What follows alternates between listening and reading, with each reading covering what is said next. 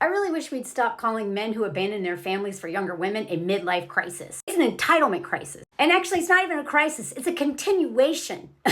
Because, okay, this is kind of part two of Ewan McGregor and how him and so many men in Hollywood are the perfect example of what men do. And that's why I'm talking about. I don't care about this guy. I don't know this guy. All I know is what we know about him. And that it says a lot about the culture we live in. And also why so many men end up being terrible fathers is because this is their role model. And for context, click the comment, see the last video, go into the whole thing about just how selfish this man was and what a terrible dad he was. By terrible, I mean, never there. Always escapism, escapism, escapism. I swear that is the root of so many men's problems. What drives me crazy is that midlife crisis is not something that women get to have. And if we do have it, it's our crisis is realizing we're being exploited and we put an end to it. Men's crisis is, I'm bored. I have a woman who sacrificed 22 years of her life to raise all these kids, even the one that I adopted while I was on an adventure in Mongolia with my BFF on a motorcycle and was like, I have to have that baby, and then put it on her to take care of. For men who are never present for their family, especially not supporting their wives in any way whatsoever, much less actually being a present father, those men do not have a midlife crisis, and that is the excuse that we make all the time for them. It's what happens when a woman puts up with all of this man's BS. And I'm not saying this to blame her. I'm saying that this is what we've been conditioned to just accept. What happened to Ewan McGregor's ex-wife, such a tragic story. So again, click this comment if you want to see what I'm talking about. And I'm telling you, the more you give men, the more you sacrifice for men, the less they respect you and the more they're going to screw you over anyway. It doesn't matter if your wife, like his wife helped him fight an addiction.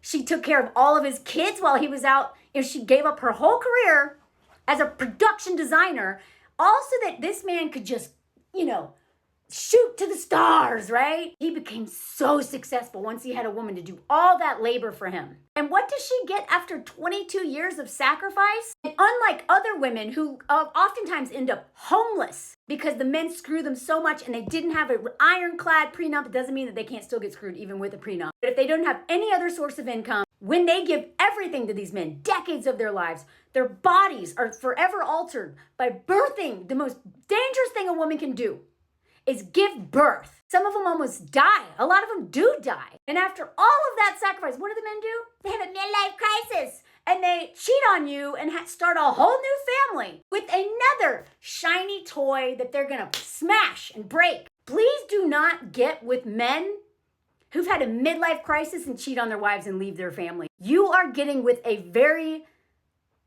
insecure man. And like I've said, insecure men are the most dangerous men on the planet. You're getting with a man who is probably running from his own issues with his own father or his mother or whatever. Probably some crap from his childhood he won't deal with, so he just, drinks and does drugs, and then when that doesn't work, then he buys 50 motorcycles like Ewan McGregor and just travels and escape. And then when they can't escape anymore, and they're so bored with these women who've done everything for them, they're like, yeah, I'm gonna go, I want that young woman right there, sometimes ridiculously young, just so I can break her. Now, that's not their thought process, like, I'm going to break her all, unless they're, a narcissist, sociopath, one of those things. But so many men, and this is purity culture. This is which is based in obsession with young women and the virginity, all that crap. And all of this, ruining your children's lives. After not even being there, disrespecting the mother of your children. And in front of the world, like these stars do. And then they just get to start all over with another wife and impregnate her. Start all over, reset, rebrand, we're good. And nobody seems to care. It never impacts their career. Meanwhile, the woman left behind no longer has a career. Now, if she comes from money, like celebrity, then she will have a shit.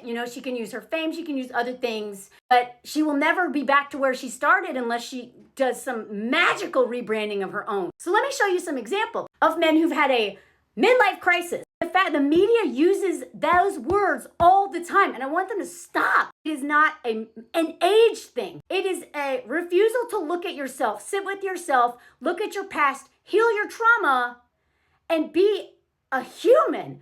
Be a man. Be responsible. Have to pay a price for literally anything that's been handed to you. Fulfill your commitments that you signed up for. And they don't want to do it. They just, reset, Control, Alt, Delete, right? But they got 5 people with their name on them. A legacy. 5 of them. And they haven't done jack. I mean, I'm not saying that they weren't at all present. What I'm saying is that these men, especially famous men who are out shooting movies all the time and their wives just disappear because somebody has to take care of those kids. Those men are not doing the in and out, the daily stuff, the hard work of parenting. They get all the social capital. They get the legacy. They get all this crap. And then when they're done, they start over. More legacies. It's maddening, and yet it's so normalized. Ben Affleck, that dude has so many chances. He literally screwed over America's Sweetheart or whatever. I don't really, whatever. And with the nanny, and now he gets J-Lo. Everyone's so happy that sad Ben gets to start over. He finally gets the love of his life after ruining his other woman's life who gave him children. I gotta make a whole video on that guy. Even this dude, even Mr. Bean did this, y'all. See, they always say midlife crisis, swapping wives for younger lovers. That is not what they're doing. The way that the media just doesn't value women or what we pour into these men. Of course, because it's all written by men. If it's not written by men, it's the men and the editors. And I know this as a writer and a journalist, okay? So Mr. Bean screwed over his wife of 23 years to get with a 31-year-old. I mean, I will never forgive this man. And had the audacity to do it in her home. I mean, shameless. These men are shameless. She was pregnant. Not only did he have an affair with the housekeeper, he got her pregnant and has a child with her. And he's just like, I'm not going to beat up on myself forever for this thing. I can't change the past. Blah. Can you imagine being married to a model and then humiliating her by getting busted, cheating on her with a schmegs worker? And this is not against schmegs workers whatsoever. I highly respect schmegs workers. But you know what I mean? It doesn't matter. These men are just like, I want what I want when I want it. I mean, nanny. My mutual, Cecilia, this one proves her right. They were together for 20 years, only married for 6 months, cheated. I mean, if